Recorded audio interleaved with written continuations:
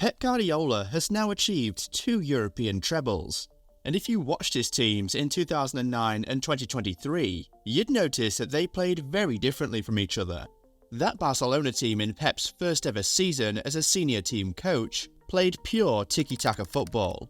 But this team that just won Manchester City their first ever Champions League trophy played a different kind of football. So, the question is, why did Pep Guardiola change his game philosophy this season? We'll answer that question in this video, but just before we get to that, I'd love you guys to quickly take a second to give this video a thumbs up and subscribe to the channel. Done? Now, let's answer the big question of the day. The simple answer is that Pep Guardiola changed his game philosophy because he wanted to continue being a winner. See, Pep is the biggest proponent of the Tikitaka philosophy. This style of play was a direct descendant of total football, which was largely popularized by Ajax and the Netherlands in the 70s under Rinus Michels, who coached both teams, and Johan Cruyff, who captained both teams. And if you have listened to Pep Guardiola enough, you would know that these two guys heavily influenced his career as a coach.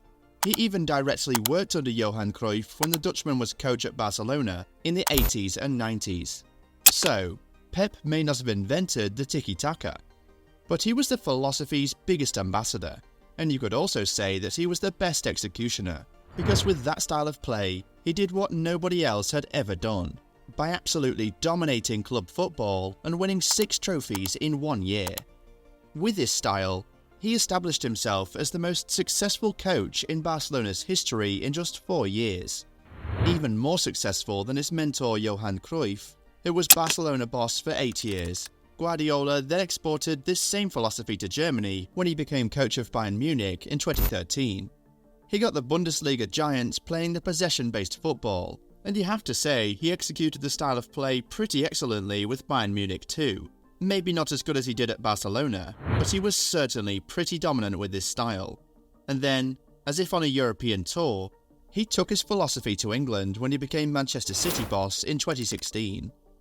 If you remember, one of the first things Pep did after he moved to the Premier League was to do a quick overhaul of the Manchester City squad. He sent out a lot of players and brought in some of his own. He brought in the likes of John Stones, Ilkay Gundogan, Nolito, and most famously kicked Joe Hart out for a ball-playing goalie in Claudio Bravo. It was clear from the start how Pep Guardiola wanted to play. He wanted to bring his famous and widely successful tiki-taka philosophy to England, and he started buying the players who would do exactly that for him. The first season, he brought in John Stones, a ball-playing centre-back who can easily build from the back, and Ilkay Gundogan, a proper versatile midfielder who is great at holding the ball. The following season, he then did a further little revamp in every position on the pitch. He brought a proper ball-playing sweeper-keeper in Edison, a quick and intelligent defender in Kyle Walker, a very technical and versatile midfielder in Bernardo Silva, and a very fluid centre-forward in Gabriel Jesus. In addition to that, he further developed the players already on the team who had ball-playing and passing abilities like Raheem Sterling, Sergio Aguero, Kevin De Bruyne, and most especially, David Silva. So, he indeed started with his normal tiki-taka football at Manchester City, and played that way for some years. His philosophy was that the opponents could not win if they didn't score, and they couldn't score if they did not have the ball. So, by keeping the ball and dominating possession, his team was invariably securing victory. But here's the thing. Pep stayed at Barcelona for 4 years and Bayern for 3 years. So, when the teams in Spain and Germany were beginning to figure him out, he had already left and moved to the next country. But, as you know, he's been at City for 7 years now, so teams were bound to figure him out at some point. He indeed dominated with tiki-taka football, playing out from the back, camping in the opponent's half, using fluid formations and false nines, and moving the ball around in the midfield. But 4 years into his tenure, he got it figured out. He won the Premier League by 100 points with that philosophy in 2018, and successfully defended it in 2019. But by 2020, everything changed. Liverpool ran away with the Premier League, very nearly replicating Man City's Centurion season.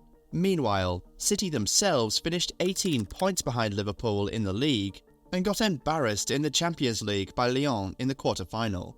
I believe that was what made Pep Guardiola go back to his drawing board. He had to change his philosophy, or at least evolve it. So, he began to shift slowly from acquiring just technically deft players to actually getting big, strong, and physically dominant players. He bought Rodri in 2019, and then brought in Ruben Dias and Nathan Ake in 2020. One could see that Pep's philosophy was slowly changing from needing just technical players who would hold the ball, to also needing players who could actually dominate in the air and provide good defensive solidity. And guess what? It worked. He won the league again in 2021, and even took Man City to the Champions League final for the first time that year. There was an obvious change in style that season, and it brought about an obvious improvement in fortunes from the previous season. However, in the Champions League final against Chelsea, Pep appeared to go back to his old ways. Instead of sticking with a formation that had worked for him all season, he decided to switch things up a little. Actually, a lot. He put both his centre-forwards on the bench, put both his defensive midfielders on the bench, and also put his best fullback on the bench. He appeared to be going for a more fluid Tikitaka-like style in that game, and you could tell simply from the lack of height from the midfield to the attack. He played Gundogan, Foden, Bernardo Silva, De Bruyne, Mahrez and Sterling from middle to front, so it was obvious that he wanted to win the game by dominating possession and playing intricate passes. It didn't work, but Pep learned a lesson and further evolved. The next year, he made a huge statement signing, bringing in a 6'4" Viking to play centre forward. It was a huge statement. Everyone who knew Haaland knew he wasn't the kind to want to be involved in build-ups.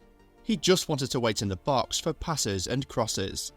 This was a very big deviation from what we've been used to in Pep Guardiola's teams.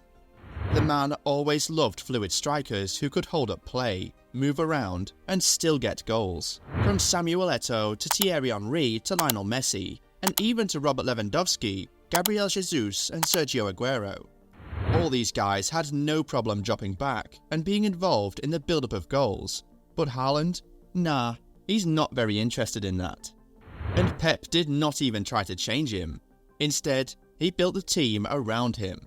So, Pep dropped his philosophy of holding onto the ball for too long and tried to open up the opposition defence with intricate passes, and just adopted a more direct pattern of play, work the ball out and feed it to Haaland.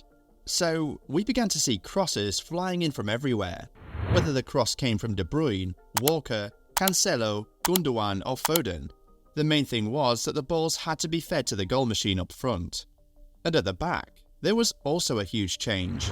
Pep Guardiola, who had been known for using midfielders as defenders, he did it with Yaya Toure, Fernandinho and Mascherano, now started playing with 4 centre-backs.